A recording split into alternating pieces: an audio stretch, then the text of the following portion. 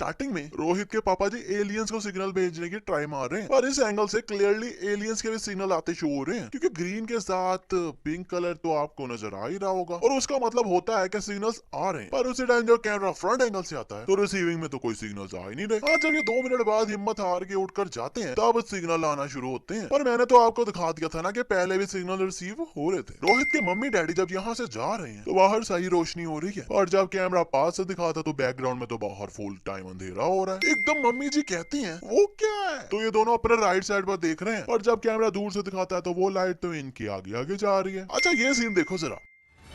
I can't believe it, I can't believe it Sonia, उन लोगों को मेरी बातों में यकीन नहीं आ रहा। But yes stop. जब गाड़ी रोककर आराम से ऊपर देख लो, पर नहीं, और इतनी सी गलती पर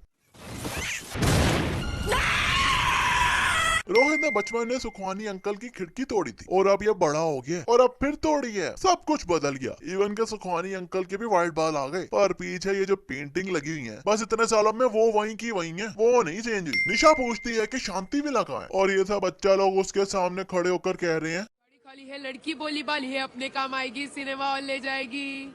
और बोल भी ये लोग ऊंची ही रहे हैं, मतलब ये नहीं कि स्लो स्लो बोल रहे हो कि निशा को सुनाई ना दे, पर फिर भी निशा को सुनाई नहीं दिया, जो इन्हें सिनेमा ले गई। अब ये सब कह रहे हैं राइट लो, यहाँ से राइट लो, नहीं मतलब लेफ्ट पर तो कोई रास्ता है ही नहीं, तो उसने ऑटोमेटिकली राइट लेना था, तो फिर बोलने की क्या जरूरत थी। जब निशा रोहित को देख लेती है तो रोहित ऐसे उठ रहा है, और ये व्हाइट सोर्स क्लियरली नजर आ रहा है कि लेफ्ट साइड पर जा रहा है और निशा यहाँ है। पर फिर जब निशा ऊपर होती है तो वो निशा के ऊपर गिर रहा होता है, जबकि उधर गिर रहा था। इस सीन में रोहित के सामने सिर्फ राज ही है, पर जैसे कैमरा पीछे से आता है तो ये चिरकुट साइडों पर पता नहीं कहाँ से आ जाते हैं। मतलब अभी जादू नहीं आया इस फिल्म में, और पहले ही जादू होना शुरू हो गए, और अभी सब ऐसे खड़े हैं। पर जब ये रोहित को कहते हैं कि भाग यहाँ से, और रोहित तू सही आगे जाता है, तो वो सब इतनी जल्दी रोहित के अराउंड अपनी मोटरसाइकिलें घुमाने लग जाते हैं। बट हाउ डूड, कहीं जादू ने अपनी शक्तियाँ इन्हें भी तो नहीं दे दी? Explain us please. रोहित इस तेज बारिश में इन बिजली के खंभों पर लटक रहा है, पर फिर भी नहीं कह रहा कि लग गए 440 वोल्ट चून से तेरे।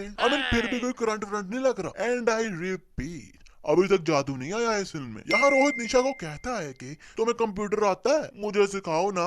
तो भाई ये यहाँ भी तो सिखा सकती है ना अपने कंप्यूटर में, पर सिखाने रोहित के घर चली जाती है, और वहाँ जाकर उल्टा उससे ही सीख रही है। वैसे यार एक बात है कि सिग्नल भेजने के बाद जादू की जगह अगर थानोस बैठा यहाँ बास्केटबॉल देख रहा है, तो जब निशा उसे बुलाती है और ये उठकर जाता है तो पीछे ये लड़की एंड पर बैठी है, और ये टोपी वाला लड़का यहाँ। पर जब कैमरा सामने से दिखाता है तो वो लड़की बीच में आ जाती है, और वो लड़का एंड पर। एलियंस के स्पेसशिप आने से सब लाइटें बंद हो गई हैं, सारे बल्ब्स उड़ गए हैं, पर फिर भी यहाँ इतनी रोशनी कैसे हो रही है? मतलब टाइम भी रात का है, सुबह का होता तो माना जाता कि सूरज की रोशनी है, और ये क्लियरली चंदा मामा की रोशनी तो है नहीं। रोहित और जादू में फाइनली हैंडशेक होने वाला है, तो जादू को रोहित के हाथ पर चोट नजर आ जाती है, पर अगर हम गौर करें तो रोहित के यहाँ कोई स्क्रैच का निशान है ही नहीं। पर जैसे कैमरा दूर से दिखा रहा है तो वहाँ ये इतनी लंबी स्क्रैच लगी हुई है, पर फिर जब कैमरा जूम मारता है तो चोट फिर से गायब हो जाती है। वाह भाई, जादू के स्वागत पर ही जादू। अब सब बच्चे भी जादू को देख लेते हैं, तो निशा कहती है कि प्रॉमिस करो कि किसी को नहीं बताओगे, तो प्रॉमिस करने के बाद ही ये बच्चे इस बच्ची को बता देते हैं, क्योंकि ये बच्ची तब तो थी नहीं ना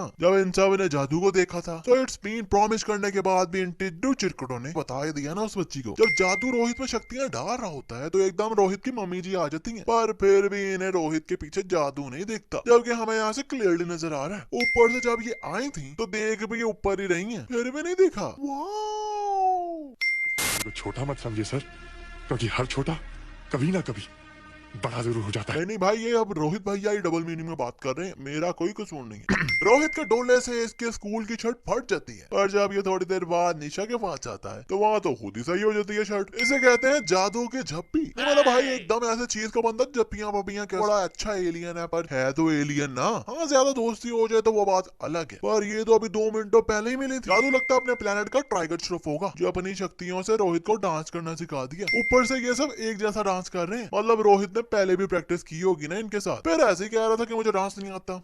के साथ साथ जो मैच जीतेगा निशा उसे किस करेगी। ऑलराइट।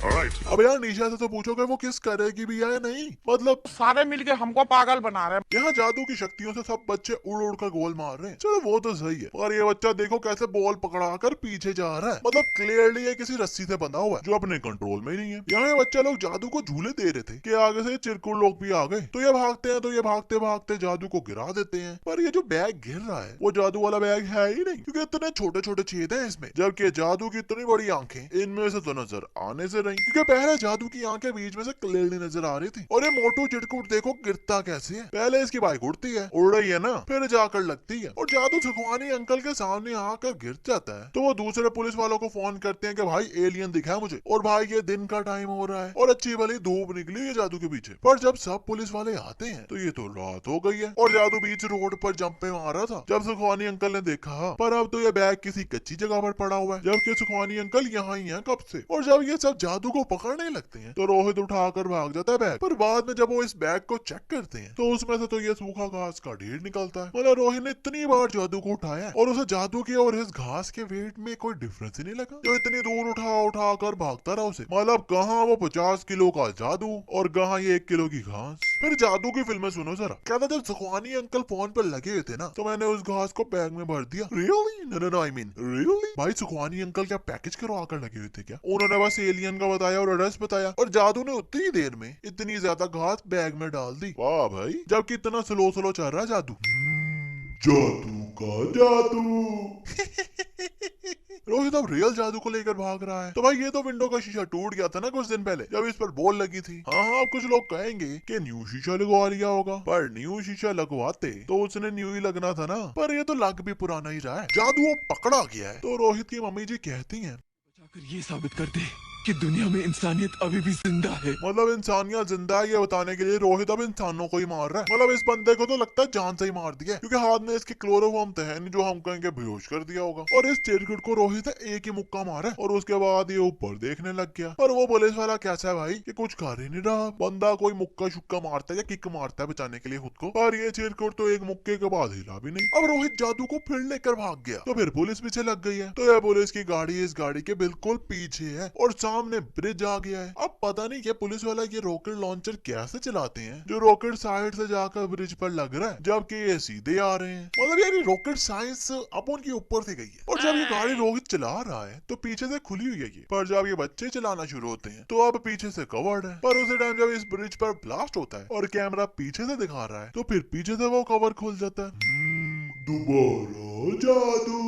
ऐसा तब होता है जब आपकी फैमिली का पहला बंदा बाहर जाए ना और वापस आ रहा हो तो उसे लेने पूरी फैमिली टपक पड़ती है। मतलब उसके दादा दादी मामू मामी ताऊ ताई और ताऊ के भी बच्चे सब भी आ जाते हैं एयरपोर्ट लेने। अब यार एक बंदा लेने आया और लेकर जाए, बाद में मिल लेना ना सब जब बंदा फ्रेश हो जाए। पर ऐसा ही कुछ जादू के साथ भी हुआ है, जो एक जादू को लेने जादू के पूरे रिश्तेदार आ गए। जादू जा रहा है अब तो रोहित को फिर ब्लड नजर आने लग जाता है। सब नहीं सब नहीं, क्योंकि सिर्फ स्पेसशिप ब्लड नजर आ रही है, क्योंकि पीछे तार है तो बिल्कुल क्लियर ही है। एट द एंड राज फिर रोहित को बास्केटबॉल मारता है और वो रोहित को लग के लेफ्ट साइड पर जा रहा है। पर जब कैमरा नीचे से आता है तो वो तो नीचे पड़ा होता है और रोहित जब इसे किक मारता है तो वो बास्केटबॉल ऊपर जाई जा रहा है, ऊपर ही जाई जा रहा है। नहीं मतलब इसी पेड़ के पास से इन्होंने 2 बार दिखा दिया है कि ऊपर बॉल जाई जा रहा है। मतलब न्यूटन का थर्ड लॉ यहाँ फेल हो गया कि what goes up will never come down। खैर आज के बस इतना ही। मेरा आप सबसे एक क्वेश्चन है कि क्रिश मूवी में बताया गया है कि रोहित 2 साल से गायब था, तो फिर 2 साल बाद कृष्णा कैसे पैदा हो गया? अब ये ना कहना जादू।